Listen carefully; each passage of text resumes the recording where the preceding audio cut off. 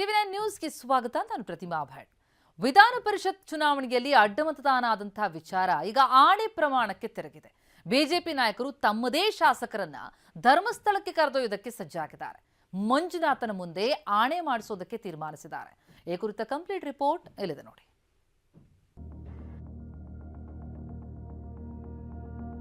ಇವತ್ತು ಧರ್ಮಸ್ಥಳ ಶ್ರೀ ಕ್ಷೇತ್ರಕ್ಕೆ ಬರಬೇಕು, ನಾವು ಶಾಸಕಾಂಗ ಪಕ್ಷ ಸಭೆ ಆಗಬೇಕು, ಅಲ್ಲಿ ಸತ್ಯದ ಬಗ್ಗೆ ಗೊತ್ತಾಗಬೇಕು.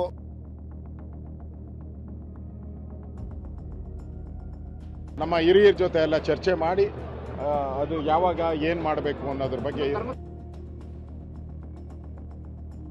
ಅವರಲ್ಲಿ ಏನೋ ಒಂದು ನಂಬಿಕೆ, ಆ ಪ್ರಮಾಣವನ್ನ ಮಾಡಿಸ್ತಕ್ಕಂಥದ್ರ ಮುಖಾಂತರ ಬರಬಹುದು ವಿಷಯಗಳು ಅಂತಕ್ಕಂಥ ನಿಟ್ಟಿನಲ್ಲಿ ತೀರ್ಮಾನ ಮಾಡ್ಕೊಂಡಿದ್ದಾರೆ.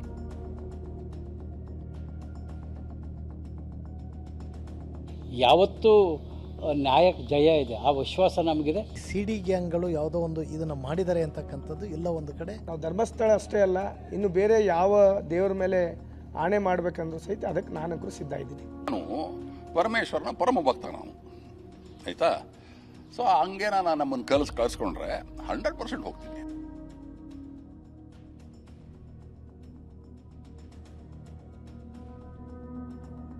ವಿಧಾನ ಪರಿಷತ್ನ ಅಡ್ಡ ಮತದಾನ ಬಿಜೆಪಿ ಜೆಡಿಎಸ್ ಪಾಳಯದಲ್ಲಿ ತಲ್ಲಣವನ್ನೇ ಸೃಷ್ಟಿಸಿದೆ.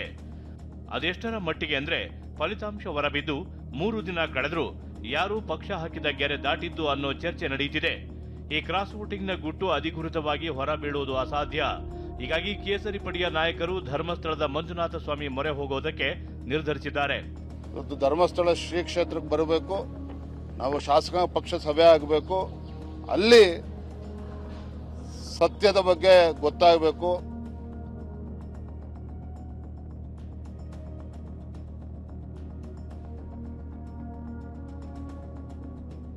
ಮಂಜುನಾಥನ ಮೇಲೆ ಆಣೆ ಮಾಡಿಸಲು ತೀರ್ಮಾನ. ಯಾವಾಗ ಅಡ್ಡ ಮತದಾನದ ಅಡ್ಡ ಪರಿಣಾಮ ಬಿಜೆಪಿ ಮೇಲೆ ಬೀಳುವುದಕ್ಕೆ ಶುರುವಾಯಿತೋ ಆಗ ಕಮಲ ಪಾಳಯದ ನಾಯಕರು ತಮ್ಮ ನಾಯಕರನ್ನ ಭೇಟಿಯಾದರು. ತಾಯಾಣೆ, ಮಂಜುನಾಥನಾಣೆ ಅಂತೆಲ್ಲ ತಮ್ಮ ಪಕ್ಷ ನಿಷ್ಠೆಯನ್ನ ಪ್ರದರ್ಶನಕ್ಕಿಟ್ಟಿದ್ರು. ಇದೀಗ ರಾಜ್ಯ ಬಿಜೆಪಿ ಅಡ್ಡ ಮತದಾರರ ಪತ್ತೆಗೆ ಆಣೆ ಪ್ರಮಾಣದ ಮೊರೆ ಹೋಗಿದೆ. ಮುಂದಿನ ವಾರ ಧರ್ಮಸ್ಥಳದಲ್ಲಿ ಶಾಸಕಾಂಗ ಪಕ್ಷದ ಸಭೆಗೆ ನಿರ್ಧರಿಸಿದೆ. ಶ್ರೀ ಕ್ಷೇತ್ರದಲ್ಲಿಯೇ ಶಾಸಕರಿಂದ ಆಣೆ ಪ್ರಮಾಣ ಮಾಡಿಸಲಿದೆ. ಬಿಜೆಪಿ ಶಾಸಕರು ನಾನು ಅಡ್ಡ ಮತದಾನ ಮಾಡಿಲ್ಲ, ಮಂಜುನಾಥನ ಆಣೆ ಅನ್ನೋ ಪ್ರಮಾಣ ಮಾಡಬೇಕಂತೆ. ಇವತ್ತು ಧರ್ಮಸ್ಥಳ ಶ್ರೀ ಕ್ಷೇತ್ರಕ್ಕೆ ಬರಬೇಕು, ನಾವು ಶಾಸಕಾಂಗ ಪಕ್ಷ ಸಭೆ ಆಗಬೇಕು, ಅಲ್ಲಿ ಸತ್ಯದ ಬಗ್ಗೆ ಗೊತ್ತಾಗಬೇಕು. ಆ ಶ್ರೀ ಕ್ಷೇತ್ರದಲ್ಲಿ ತೀರ್ಮಾನ ಆಗಬೇಕು. ಇದು ನಾನಂತೂ ನಿರ್ಧಾರ ಮಾಡಿದ್ದೇನೆ. ನಾನು ವಿಪಕ್ಷ ನಾಯಕರು ಕೂಡ ಮಾತನಾಡ್ತೇನೆ. ಆ ನಿಟ್ಟಿನಲ್ಲಿ ಅತಿ ಶೀಘ್ರದಲ್ಲೇ ಶಾಸಕಾಂಗ ಪಕ್ಷ ಸಭೆ ಕರಿಬೇಕು ಅಂತೇಳಿ ನಾನು ಈ ಸಂದರ್ಭ ಹೇಳ್ತೇನೆ. ನಿರ್ಧಾರ ಮಾಡಿದ್ದೇನೆ. ನಾನು ವಿಪಕ್ಷ ನಾಯಕರು ಕೂಡ ಮಾತನಾಡ್ತೇನೆ. ಆ ನಿಟ್ಟಿನಲ್ಲಿ ಅತಿ ಶೀಘ್ರದಲ್ಲೇ ಶಾಸಕಾಂಗ ಪಕ್ಷ ಸಭೆ ಕರಿಬೇಕು ಅಂತೇಳಿ ನಾನು ಈ ಸಂದರ್ಭ ಹೇಳ್ತೇನೆ. ನಮ್ಮ ಭಾಜಪದ 63 ಶಾಸಕರ ಮೇಲೂ ಕೂಡ ಒಂದು ರೀತಿಯ ಅನುಮಾನ ಹುಟ್ಟಾಕುವಂತ ಕೆಲಸ ಇದರಿಂದ ಆಗಿದೆ. ರಾಜ್ಯದ ಅಧ್ಯಕ್ಷನಾಗಿ ನನಗೂ ಕೂಡ ಈ ಬೆಳವಣಿಗೆ ಸಾಕಷ್ಟು ಬೇಸರನ ತಂದಿದೆ. ಈ ಬಗ್ಗೆ ವಿಪಕ್ಷ ನಾಯಕ ಆರ್ ಅಶೋಕ್ಗೆ ಪ್ರಶ್ನೆ ಕೇಳಲಾಯಿತು. ಆಗ ಉತ್ತರಿಸಿದ ಅಶೋಕ್, ರಾಜ್ಯಾಧ್ಯಕ್ಷರ ಸಲಹೆ ಬಗ್ಗೆ ಚರ್ಚೆ ಮಾಡ್ತೇವೆ ಅಂದ್ರು. ಮತ್ತೊಂದು ಕಡೆ ದೋಸ್ತಿ ಬಿಜೆಪಿಯ ನಡೆಯನ್ನ ಕುಮಾರಸ್ವಾಮಿ ಸಮರ್ಥನೆ ಮಾಡಿಕೊಂಡ್ರು. ನಮ್ಮ ಹಿರಿಯರ ಜೊತೆ ಎಲ್ಲ ಚರ್ಚೆ ಮಾಡಿ ಅದು ಯಾವಾಗ ಏನ್ ಮಾಡಬೇಕು ಅನ್ನೋದ್ರ ಬಗ್ಗೆ ನಾನು ಚರ್ಚೆ ಮಾಡ್ತೀನಿ. ಅಧ್ಯಕ್ಷರು ಸಲಹೆ ಕೊಟ್ಟಿದ್ದಾರೆ, ಅದನ್ನ ಅಧ್ಯಕ್ಷರ ಜೊತೆನೆ ಚರ್ಚೆ ಮಾಡ್ತೀನಿ. ಅವರಲ್ಲಿ ಏನೋ ಒಂದು ನಂಬಿಕೆ, ಆ ಪ್ರಮಾಣವನ್ನ ಮಾಡಿಸ್ತಕ್ಕಂಥದ್ರ ಮುಖಾಂತರ ಯಾರು ಕ್ರಾಸ್ ಔಟ್ ಮಾಡಿದ್ದಾರೆ ಅಂತಕ್ಕಂಥದ್ದು ಬರಬಹುದು ವಿಷಯಗಳು ಅಂತಕ್ಕಂಥ ನಿಟ್ಟಿನಲ್ಲಿ ತೀರ್ಮಾನ ಮಾಡ್ಕೊಂಡಿದ್ದಾರೆ.